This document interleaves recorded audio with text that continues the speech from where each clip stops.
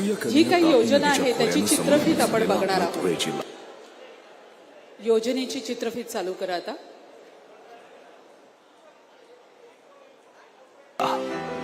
जाऊ आणि काळीशार जमीन, त्याचप्रमाणे कष्ट उपसणारे कष्टकरी शेतकरी हे आपल्या भागाचं वैशिष्ट्य।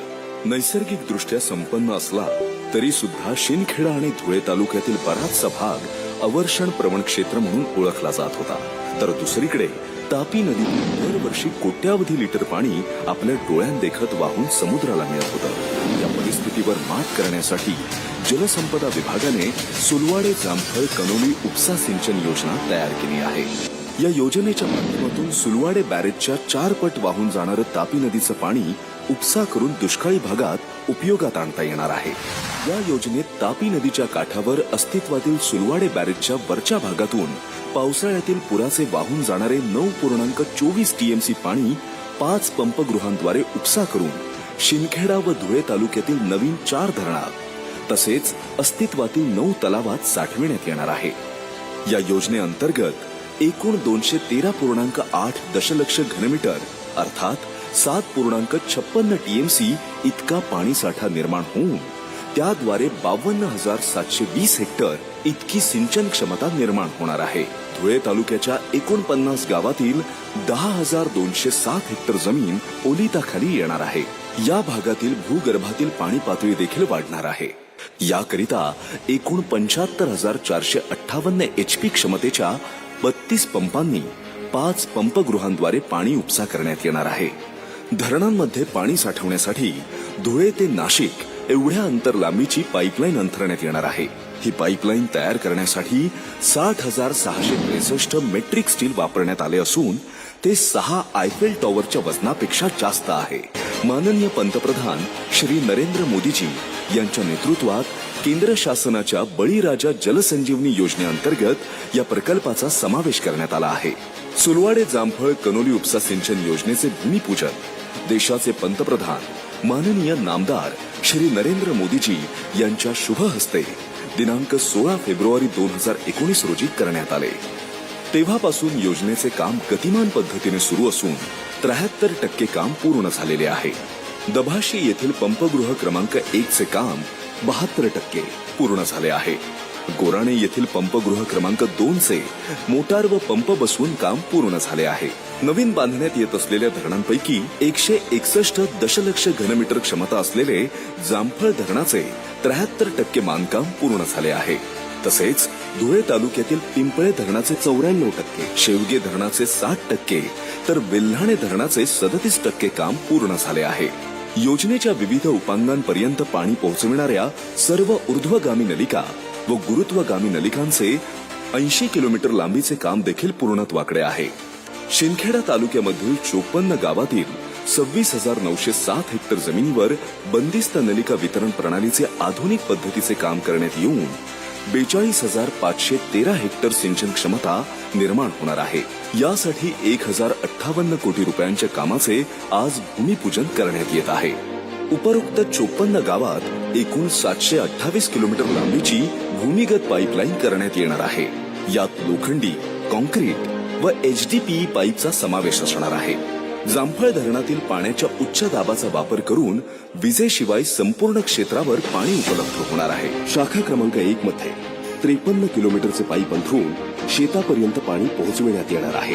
शाखा क्रमांक 2 मध्ये 305 किलोमीटरचे पाईप अंथरून शेतापर्यंत पाणी पोहोचविण्यात येणार आहे। शाखा क्रमांक 3 मध्ये 142 किलोमीटरचे पाईप अंथरून शेतापर्यंत पाणी पोहोचविण्यात येणार आहे। शाखा क्रमांक 4 मध्ये 227 किलोमीटरचे पाईप अंथरून शेतापर्यंत पाणी पोहोचविण्यात येणार आहे। संपूर्ण लाभ क्षेत्रामध्ये सरासरी 15 हेक्टर क्षेत्राचे सुमारे 1,719 चक मध्ये विभागणी करण्यात आली आहे। पाईपलाईनचे संकल्पन करताना आधुनिक तंत्रज्ञानाचा वापर केल्याने सर्व चकला समान व शाश्वत पाणी उपलब्ध होणार आहे। तसेच इतक्या मोठ्या क्षेत्राचे व्यवस्थापन सुरळीत होण्याकरिता सरासरी 300 हेक्टरच्या 92 पाणी वापर संस्था स्थापन करून त्यांना कामकाज करण्यासाठी 92 इमारती देखील बांधण्यात येणार आहेत। तसेच संकल्पनात आधुनिक पद्धत अवलंबल्याने 11,600 हेक्टर अर्थात 43% क्षेत्र विजेशिवाय सूक्ष्म सिंचनाद्वारे भिजविणे शेतकऱ्यांना शक्य होणार आहे आणि सिंचनातून समृद्धी आणण्यामागे जलसंपदा विभागाचा हा प्रकल्प एक मोलाची कामगिरी बजावणार आहे. आमचे लाडके महाराष्ट्र राज्याचे माननीय उपमुख्यमंत्री देवेंद्रजी फडणवीस सर यांच्यासाठी जोरदार टाळ्या झाल्या पाहिजेत.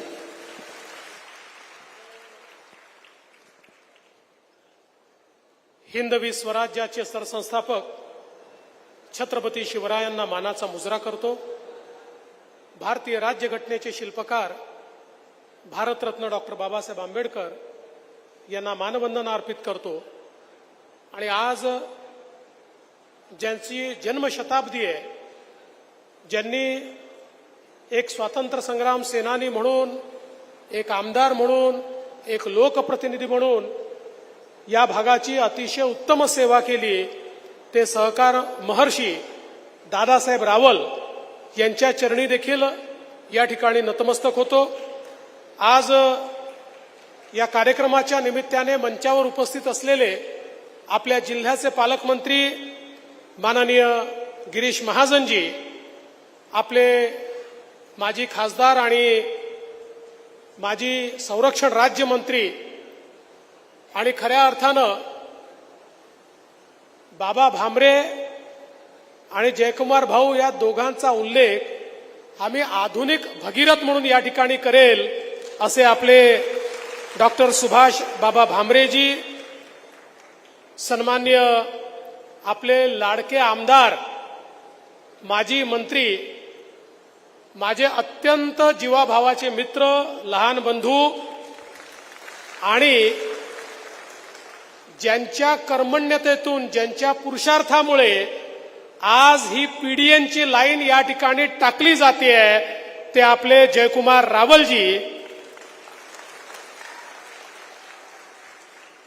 ज्यांनी शिरपूर पॅटर्न तयार केला, ते जलनायक अमरीशभाई पटेल, आपल्या जिल्हा परिषद अध्यक्षा धरतीताई देवरे, सन्माननीय आमदार मंजुळाताई गावित, सन्माननीय आमदार काशीराम पावराजी, दीपक कपूरजी, जितेंद्र पापळकर, सुस खांडेकर, जद बोरकर, मंचावर उपस्थित बबन चौधरीजी, अनुप अग्रवालजी, राजवर्धन बाबा कदमबांडेजी, त्याचप्रमाणे हर्षवर्धन दहितेजी, गजेंद्र अंपळकर, भूपेश पटेल, राम भदानेजी, सुभाषदादा देवरे, तुषारजी रंधे, सुरेशजी पाटील, त्याचप्रमाणे प्रदीप नाना करपे, मंचावरील सर्व मान्यवर आणि या ठिकाणी एवढ्या मोठ्या संख्येने उपस्थित असलेल्या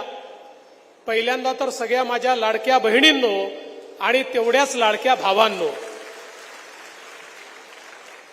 आजचा दिवस हा अतिशय महत्वाचा दिवस आहे. कारण धुळे जिल्ह्याला जे कधीही वाटलं नव्हतं की आमची वाटचाल ही दुष्काळाकडनं सुकाळाकडे होईल, दुष्काळाकडनं हरित क्रांतीकडे आमची वाटचाल होईल. देशामध्ये मोदीजींचं सरकार आणि महाराष्ट्रामध्ये महायुतीचं सरकार आल्यामुळे या जिल्ह्याचा दुष्काळ आम्ही हद्दपार करतो आहोत आणि या जिल्ह्यावरचा दुष्काळी हा शिक्का पूर्णपणे पुसून काढण्याचं काम आज या ठिकाणी खऱ्या अर्थानं आपण करतो. मला अतिशय आनंद आहे. सुलवाडे जामफळ सारखा प्रकल्प गिरीश भाऊंनी सांगितलं, पूर्वीच्या काळामध्ये प्रकल्प कसे व्हायचे. 1999ला म्हणजे तत्कालीन युती सरकारनेच खरं म्हणजे या प्रकल्पाला मान्यता दिली आणि सरकार गेलं 14 वर्ष या महाराष्ट्रामध्ये काँग्रेस राष्ट्रवादी काँग्रेसचं सरकार होतं. 14 वर्षात केवळ 26 कोटी रुपये त्यांनी सुलवाडे जामफळला दिले. म्हणजे वर्षाला 1.25 कोटी रुपये फक्त त्यांनी सुलवाडे जामफळला दिले. खरं म्हणजे महागाईचा दर जर बघितला तर या 26 कोटीच्या कितीतरी टक्के पट किमती वाढत गेल्या, पण त्यांना धुळ्याशी काही घेणं देणं नव्हतं, उत्तर महाराष्ट्राशी खानदेशशी काही घेणं देणं नव्हतं. त्यामुळे या ठिकाणी त्याला कुठलीही मान्यता मिळाली नाही. पण मला आनंद वाटतो की ज्यावेळी आपलं सरकार केंद्रात आलं, देशात आलं, राज्यात आलं, महाराष्ट्रात दुष्काळ पडला आणि आम्ही माननीय मोदीजींकडे गेलो. मी मोदीजींना विनंती केली, मोदीजी या महाराष्ट्रातला दुष्काळाच्या छायेतनं बाहेर काढावं लागेल आणि विशेषतः विदर्भ, मराठवाडा, उत्तर महाराष्ट्र आणि पश्चिम महाराष्ट्राचा दुष्काळी भाग हा बाहेर काढावा लागेल. पूर्ण देशामध्ये एकमेव महाराष्ट्र असं होतं की ज्याला केवळ राज्याकरता योजना मिळाली. त्या योजनेचं नाव बळीराजा कृषी संजीवनी योजना आहे आणि या योजनेच्या अंतर्गत 30,000 कोटी रुपये माननीय प्रधानमंत्र्यांनी महाराष्ट्राला दिले आणि महाराष्ट्राचं चित्र बदललं. आणि त्याचवेळी बाबांनी सांगितलं, गोष्ट खरी आहे की त्यावेळी सुलवाडे जामफळचा त्यामध्ये समावेश झाला पाहिजे. हा प्रस्ताव घेऊन बाबा आले. आम्ही त्या ठिकाणी नृपेन मिश्राजींकडे बैठक केली. मी स्वतः मोदीजींशी बोललो आणि या प्रकल्पामध्ये खरं म्हणजे बाबा देखील तुम्हाला सांगतील, त्यावेळी हा प्रकल्प कुठल्याच निकषात नव्हता, कुठल्याच मान्यता नव्हत्या, सुप्रमाई नव्हतं, काहीच नव्हतं. पण मोदी है तो मुमकिन है. आम्ही मोदीजींना विनंती केली आणि मोदीजींनी सांगितलं ठीक आहे, टाकून द्या. आणि हा प्रकल्प त्या ठिकाणी सुलवाडे जामफळचा खऱ्या अर्थानं आपल्या त्या बळीराजाच्या योजनेमध्ये गेला आणि त्यातनं काय परिवर्तन झालं हे आज आपण पाहतोय. नुसता गेल्या म्हणून नाही, आज आपण वेगवेगळे याच्या अंतर्गत जे धरणं करतोय, कुठलं काम 95%, कुठलं 80%, कुठलं 75%, म्हणजे जवळजवळ सगळं काम जे आहे हे पूर्णत्वाकडे चाललेलं आहे. तुम्ही विचार करा, त्यांनी 14 वर्षात 26 कोटी रुपये दिले. आम्ही 7 वर्षामध्ये, 7 नाही इफेक्टिव्हली 5च वर्षात, कारण मध्यंतरी 2 वर्ष ज्यावेळेस महाविकास आघाडीचं सरकार होतं बाबा, राज्य सरकारने फुटकी कवडी देखील त्यावेळेस दिली नाही. दिली जयकुमारजी? फुटकी कवडी देखील दिली नाही. त्यामुळे ते 14 आणि 2 16 वर्षात त्यांचे 26 कोटी आणि आमचे 5 वर्षामध्ये 2407 कोटी रुपये आम्ही या प्रकल्पाला दिले. आणि आता उर्वरित अजून त्याला सुप्रमा दिली आणि अजून नवीन आपण पैसे त्याला देतो. आणि चित्र बदलणार आहे. 54 गावांमध्ये जयकुमार भाऊ, मला पण तुमच्या शिंदखेड्यामध्ये घर द्या. आता जयकुमार भाऊंचं मी मनापासून अभिनंदन करीन. ते माझ्याकडे आले, मला म्हणाले मंत्रीपद द्या का नका देऊ, मला त्याच्या काही घेणं देणं नाही, मला तुम्ही पीडीएन द्या, पाईप पद्धतीनं माझ्या प्रत्येक शेतात पाणी गेलंच पाहिजे. आणि जयकुमार भाऊनी मागितल्यानंतर देवेंद्र भाऊ नाही म्हणतील असं कधी जन्मात घडलेलं नाही. त्यामुळे तात्काळ आपण मान्यता दिली. आज आपण पाहतोय शिंदखेडा तालुक्यात 54 गावांना जे पाणी मिळणार आहे, 42,000 हेक्टर जमीन म्हणजे 1,00,000 एकरापेक्षा जास्त जमीन ही पूर्णपणे बागायती या ठिकाणी होणार आहे. पूर्णपणे बागायती. आता तुमच्या पिढीने दुष्काळ पाहिला, पुढच्या पिढीला सांगायचं दुष्काळ इतिहास झालाय, दुष्काळ काय आम्हाला माहिती नाही. आता आम्ही बागायती शेती करणारे, प्रत्येक शेतामध्ये प्रत्येक पिकाला पाणी मिळणार अशा प्रकारची शेती आज या ठिकाणी तयार केली जाणार आहे. हे काम आज खरं म्हणजे झालं असेल तर या ठिकाणी बाबा भामरेंमुळे आणि जयकुमार भाऊ रावल तुमच्यामुळे हे काम झालेलं आहे. तुमच्यासारखा एक लोकप्रतिनिधी ज्यावेळेस असतो तो काय चित्र या ठिकाणी बदलवू शकतो हे तुम्ही या ठिकाणी खऱ्या अर्थानं दाखवून दिलेलं आहे. आणि एवढंच नाही तर धुळे तालुक्यामध्ये देखील 49 गावांचं चित्र हे या ठिकाणी याच योजनेमुळे बदलणार आहे. म्हणजे इतक्या मोठ्या लोकसंख्येला एवढ्या मोठ्या प्रमाणात या ठिकाणी हे पाणी मिळणार आहे. आणि एकूण या योजनेचा फायदा काय आहे? आपल्या हक्काचं वाहून जाणारं 9.24 TMC पाणी हे आपण अडवतो आणि आपल्या शेतकऱ्यांना या ठिकाणी देतो. आज आपण बघितलं असेल फिल्म, 5 पंपगृह आहे आणि 75,000 HP ची मोटर आहे. आपल्या शेतामध्ये जास्तीत जास्त 7.5 HP ची मोटर आपण लावतो. 75,000 HP ची मोटर लावून 32 पंपातून शिंदखेडा आणि 4 पंपातनं धुळे या आणि 4 नवीन धरणं त्या ठिकाणी आपण तयार करतो आणि 9 तलावांमध्ये हे पाणी आणतो आणि त्यातून प्रत्येकाच्या शेतीत जात आहे. आणि सगळ्यात महत्वाचं काय आहे, आपण बघितलं असेल इथे भूमिपूजन केलं, धरण वर आहे, त्यामुळे पूर्ण पाणी ग्रॅव्हिटीने आपल्या शेतीपर्यंत येणार आहे. त्यामुळे विजेचा खर्च देखील अतिशय कमी या ठिकाणी लागणार आहे. खरं म्हणजे 2 गोष्टी मला सांगितल्या पाहिजे. पहिले तर आपल्या सरकारने शेतकऱ्यांकरता महत्वाचा निर्णय घेतला. आता आम्ही तुमचं विजेचं बिलच माफ केलेलं आहे. कोणत्याही शेतकऱ्याला विजेचं बिल भरावं लागणार नाही. आणि सोबत दुसरं काय केलंय? सोबत दुसरं आम्ही सौर कृषी वाहिनीची योजना आणली. महाराष्ट्रातल्या शेतकऱ्यांना 16,000 मेगावॅट वीज लागते. त्यापैकी 12,000 मेगावॅटचं त्या ठिकाणी आम्ही हरित ऊर्जीकरण किंवा सोलर मध्ये कन्व्हर्शन सुरू केलं आहे, जे 1.5 वर्षात पूर्ण होणार आहे. उलट 4,000चं आता काम अजून चालू करतोय. 2 वर्षानंतर शेतकऱ्यांच्या शेतात जाणारा विजेचा युनिट आणि युनिट हा सोलरचा असणार आहे. त्यामुळे शेतकऱ्यांना 365 दिवस दिवसा वीज आम्ही देऊ. त्यांना रात्रीच्या विजेची आवश्यकता पडणार नाही. म्हणजे विजेचं बिलही नाही आणि 24 तास तुम्हाला वीज त्या ठिकाणी देण्याचं काम आपलं महायुतीचं सरकार या ठिकाणी करताय. आणि खरं म्हणजे आज आपल्याला सांगितलं पाहिजे, आपण ही जी पाईपलाईन टाकतोय, तुमच्या शेतीपर्यंत जी पाईपलाईन चालली आहे ती किती मोठी पाईपलाईन आहे माहिती आहे? 728 किलोमीटरची पाईपलाईन आहे.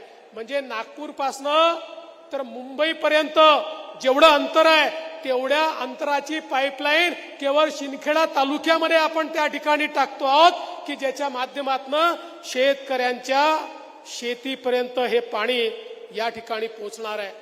आणि जयकुमार भाऊ म्हणाले, खरं आहे, मध्यंतरीचे 2 वर्ष वाया गेले नसते तर आज भूमिपूजनाला आलो नसतो, उद्घाटनाकरता आलो असतो.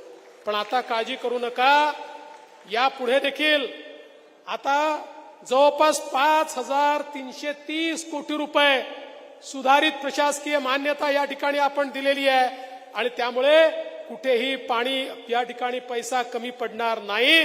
हा आमचा आपल्याला खऱ्या अर्थानं पूर्णपणे शब्द आहे. आज आपण पाहू शकतो या खानदेशामध्ये आणि या आमच्या उत्तर महाराष्ट्रामध्ये धुळे आणि नंदुरबारला आपण 22 उपसा सिंचन योजनाला 115 कोटी रुपये दिले. प्रकाशा बुराई उपसा सिंचन योजनेला 794 कोटी रुपये दिले. याच्यामध्ये धुळे आणि नंदुरबार दोन्हीकडचे आपले शेतकरी त्यांना फायदा होणार आहे. अनेर मध्यम प्रकल्पाला अमरीश भाई 27 कोटी रुपये आपण त्या ठिकाणी दिले. त्यानंतर बुराई नदीवरील वाडी शेवाडी प्रकल्पाला 386 कोटी रुपये आपण त्या ठिकाणी दिले. आणि खऱ्या अर्थानं या ठिकाणी आपण अक्कलपाड्याचं जे सांगितलेलं आहे, अक्कलपाडा प्रकल्प धुळे जिल्ह्यामध्ये विशेषतः धुळे शहराकरता आपण पिण्याच्या पाण्याची योजना त्याच्यावर केली, सिंचनाच्या योजना आहेत. पण तो 65%च भरता येतो. 100% भरला तर सबमर्जन्समुळे नुकसान होतं. त्याच्या संदर्भात सबमर्जन्सचा एरिया एक्वायर करून 100% अक्कलपाडा प्रकल्प कसा भरता येईल याची योजना देखील आपण खऱ्या अर्थानं या ठिकाणी तयार केलेली आहे. आणि त्यामुळे मोठ्या प्रमाणात आज आपल्या सर्वांना हा फायदा होणार आहे. एवढंच नाही तर या उत्तर महाराष्ट्रामध्ये नार पार गिरणा सारखा प्रकल्प की ज्या प्रकल्पाच्या माध्यमातनं नाशिक असेल, जळगाव असेल, इथलाही प्रश्न सुटणार आहे.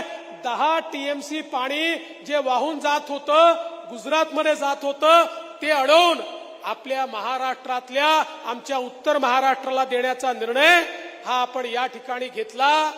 हे याकरता सांगतो की जे लोक आज तोंड वर करून तुमच्याकडे येतात, 5-7 वर्षात जे निर्णय करून इम्प्लिमेंट करून दाखवू शकतात, ते 50 वर्ष तुम्हाला का जमलं नाही? तुम्ही का शेतकऱ्यांच्या हक्काचं पाणी अडवलं नाही? ज्या शेतकऱ्याला दुष्काळ मुक्त करता येत होतं, त्या शेतकऱ्याला तुम्ही दुष्काळ मुक्त का केलं नाही? हे देखील या ठिकाणी खऱ्या अर्थानं विचारलं पाहिजे. आणि म्हणून आज खरं म्हणजे मी मगाशी जयकुमार भाऊंना म्हणालो, त्याचं कारण काय आहे बघा. मनमाड इंदोर रेल्वेचा सगळ्यात जास्त फायदा कोणाला? या धुळे जिल्ह्याला. धुळे जिल्ह्याचं चित्र बदलणार आहे. आज तुम्ही जो धुळे जिल्हा पाहताय, जो चिंचखेडा पाहताय, जो धुळे तालुका पाहताय, खरं म्हणजे पुढच्या काळामध्ये जसं आज आपण म्हणतो महाराष्ट्राचं इंडस्ट्री मॅग्नेट काय आहे, ते मुंबई आहे, ते पुणे आहे, ते नाशिक आहे, ते संभाजीनगर आहे, ते नागपूर आहे.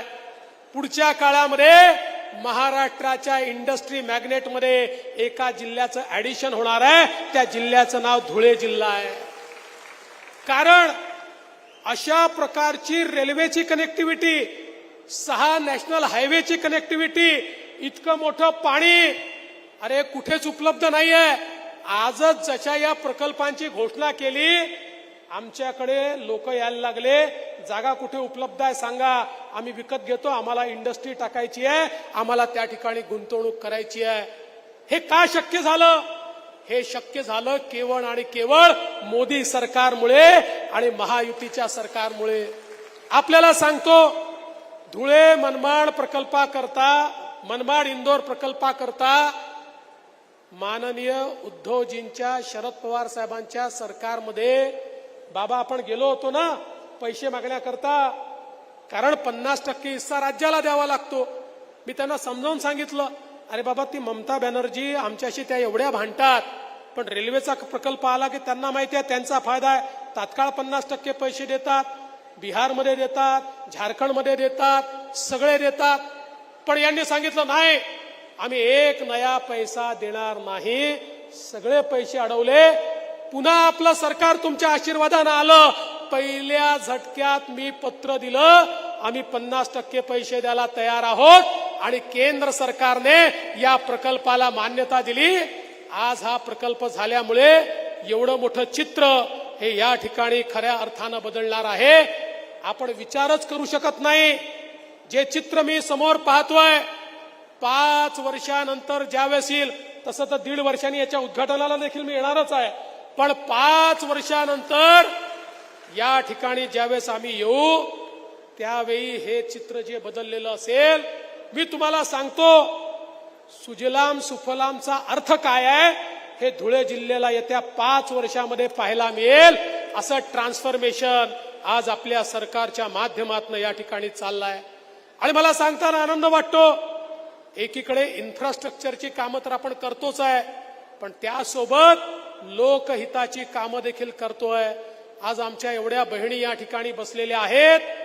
आपल्या सरकारने लाडकी बहीणचा कार्यक्रम सुरू केला. आमच्या बहिणींना पैसे मिळाले की नाही? ज्यांना मिळाले हात वर करा. ज्यांच्या खात्यात पैसे आले हात वर करा. बघा, सगळ्या बहिणींच्या खात्यामध्ये पैसे आले आहेत. बहिणींनो, काळजी करू नका. ज्यांच्या आले नाहीत त्यांच्याही खात्यात आता पैसे येणार आहेत, आणि पुढचे 5 वर्ष सातत्याने येणार आहेत. कारण आम्हाला माहिती आहे, तुमच्या आशीर्वादाने पुन्हा एकदा आपलं सरकार येणार आहे.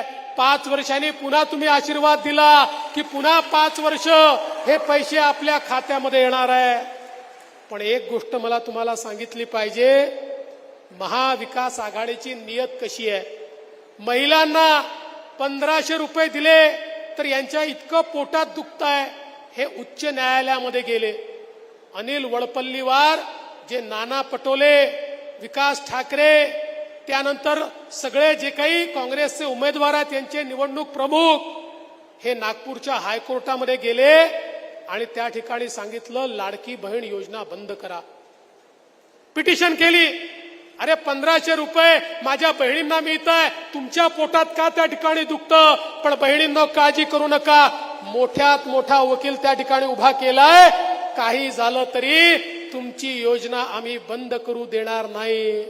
अरे हे लोक या ठिकाणी म्हणतात 1500 रुपयांनी काय होतं. माझं म्हणणं आहे त्या माय माऊलीला विचारा. महिन्याच्या शेवटी हिशोब लावता लावता जिच्या नाकी 9 येतात तिला 1500 रुपयात काय होतं हे माहिती आहे.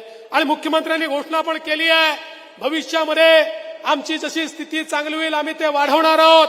पण माझा सवाल हे जे विचारतायत 1500 रुपयात काय होतं त्यांना आहे, इतकी वर्ष तुम्ही राज्य केलं, आमच्या लाडक्या बहिणींना फुटकी कवडी देखील तुम्ही दिली नाही. तुमची नियत नव्हती आणि आज आम्हाला प्रश्न त्या ठिकाणी विचारताय. अरे हे सोन्याचा चमचा घेऊन जन्माला आलेले लोक, आमच्या भगिनींचा सन्मान काय असतो हे यांना या ठिकाणी समजणार नाही. आणि एवढंच नाही, आज आपल्याला माहिती आहे आपण आपल्या मुलींकरता उच्च शिक्षण मोफत केलेलं आहे. आता उच्च शिक्षणाकरता इंजिनियर डॉक्टर बनण्याकरता मुलींना 1 पैशाची देखील फी खासगी कॉलेजमध्ये देखील भरावी लागणार नाही.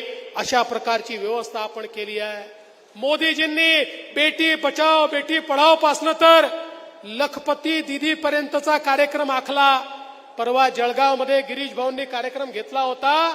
11 लाख महाराष्ट्रातल्या भगिनी होत्या ज्या तुमच्या आमच्या सारख्या 2 वर्षापूर्वी त्या ठिकाणी 1500 रुपये देखील कमवत नव्हत्या. आज त्या भगिनी लखपती दिदी झाल्या आहे. कोणी वर्षाला 4 लाख कमवत आहे, कोणी 2 लाख कमवत आहे, कोणी 8 लाख कमवत आहे. मोदीजींनी सांगितलं देशामध्ये 3 कोटी लखपती दिदी बनवायच्या आहेत. आम्ही ठरवलाय पहिल्या टप्प्यात महाराष्ट्रात 25 लाख आणि मग 1 कोटी आमच्या भगिनींना लखपती दिदी बनवायचं आहे. म्हणजे वर्षाला त्यांचं स्वतःचं इन्कम प्रत्येक वर्षी 1 लाखापेक्षा कमी असणार नाही. अशा लखपती दिदी आपण त्या ठिकाणी तयार करतो. माझ्या भगिनींनो, आज राज्य सरकारने घेतलेला एक निर्णय हा बहिणींना पुढे नेणारा निर्णय आहे. आज एसटी मध्ये 50% कन्सेशन आपण बहिणींना दिलं. आज आमच्या बहिणी भाऊजींना सांगतात तुम्ही घरी बसा, मी तालुक्याला जाते, मी जिल्ह्याला जाते, तुम्ही गेले दुप्पट पैसेही लागतात आणि तिथे जाऊन पान तंबाखू खर्रा खाऊन अजून पैसेही बर्बाद करता. मी गेली तर अर्ध्या पैशात पैसे वाचवून काम करून येते. आणि तुम्हाला आश्चर्याची गोष्ट सांगतो, आमच्या भगिनींना 50% तिकीट केलं. एसटीचे लोक आमच्याकडे आले, म्हणाले हो एसटी तोट्यामध्ये जाईल. त्यांना माहितीच नव्हतं भगिनींची ताकद काय आहे. एवढ्या भगिनी प्रवास करायला लागल्या, तोट्यात असलेली एसटी फायद्यामध्ये आली. ही ताकद आमच्या बहिणींची या ठिकाणी आहे. आणि म्हणून केवळ बहिणी किंवा शेतकरी एवढ्या पुरतं मर्यादित नाही, तर बंधू भगिनींनो आपल्याला कल्पना आहे लाडक्या भावांकरताही योजना आणली आहे. आता 10,000 रुपये महिना अप्रेंटिस, अशा प्रकारे जो नोकरी आमच्या पोराला देईल मुलीला देईल त्याला 1 वर्षापर्यंत त्यांच्या पगाराचे 10,000 रुपयापर्यंतचा पगार हा राज्य सरकारच्या वतीनं आम्ही देणार आहोत. अशा प्रकारची योजना आणली. 2 लाख मुलांना या योजनेच्या अंतर्गत आतापर्यंत निवडण्यात आलेला आहे. 10 लाख मुलांना आपण या माध्यमातून रोजगार देणार आहोत. आपल्याला कल्पना आहे मागच्या काळामध्ये कापूस आणि सोयाबीन या आमच्या दोन्ही पिकांवर अडचण आली, त्याचा भाव कमी झाला. आपल्या सरकारनं निर्णय केला भावांतर योजनेच्या अंतर्गत आमच्या कापसाच्या आणि सोयाबीनच्या शेतकऱ्याला 5,000 रुपये बोनस देण्याचा निर्णय आपण केला. त्याची ही सुरुवात आता आपण केलेली आहे. 1 रुपयात पीक विमा जवळपास 1,40,00,000 शेतकऱ्यांना त्याचा लाभ आपण त्या ठिकाणी दिलेला आहे. सामान्य माणसाच्या जीवनात परिवर्तन करण्याचं काम आपलं सरकार या ठिकाणी करत आहे. आणि म्हणून आज या निमित्ताने मी सांगतो जयकुमार भाऊ, तुम्ही पुढच्या कामांची एक यादी दिली आहे. मी आजच शब्द देऊन तुम्हाला जातो, तुम्ही जी जी मागणी या ठिकाणी केली आहे ती मागणी पूर्ण करूनच पुन्हा तुमच्या कार्यक्रमाला या ठिकाणी मी येईल. तुम्हाला माहिती आहे आपलं काम उधारीचं नसतं, त्यामुळे त्या ठिकाणी ही सगळी कामं निश्चितपणे पूर्ण करू. पण मी आपल्याला खरोखर आपल्या सगळ्यांना मनापासून धन्यवाद देतो. शेवटी आम्ही सगळे काम करतो. जयकुमार भाऊंनी काम केलं, बाबा हे सगळं काम करू शकले, याचं कारण काय आहे? तुमचे आशीर्वाद आमच्या पाठीशी असतात, म्हणून आम्ही हे सगळं करू शकतो. आज जयकुमार भाऊ या ठिकाणी जलदूत झाले, याचं कारण तुम्ही सातत्याने तुमचा आशीर्वाद हा त्यांच्या पाठीशी ठेवलाय.